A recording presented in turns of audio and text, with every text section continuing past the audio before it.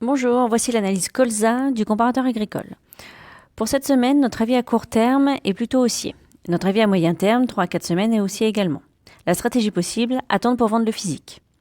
Le soja a faiblement progressé la semaine précédente sur Chicago, plus 0,61%, en venant clôturer à 9,085 $ du boisseau. Des ventes techniques ont aussi limité le potentiel de hausse sur le soja américain.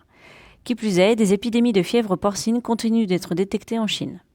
Depuis août 2018, plus de 120 épidémies ont été relevées dans toutes les provinces du pays. À court terme, cette situation pèse fortement sur la demande chinoise en soja, dont le tourteau sert à alimenter les cochons.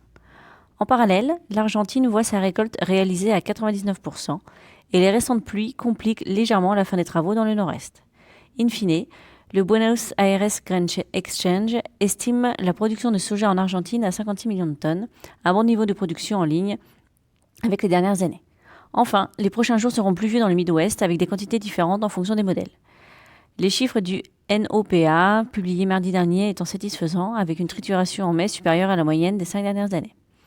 Côté européen, le colza a très légèrement diminué la semaine précédente, en venant clôturer à 368,75 € de la tonne. Encore une fois, le marché reste bloqué, les vendeurs et les acheteurs ayant une vision du marché totalement opposée.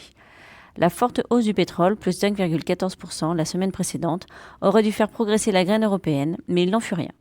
Depuis quelques semaines, le colza suit assez naïvement la tendance initiée par le soja américain, avec une intensité plus modérée.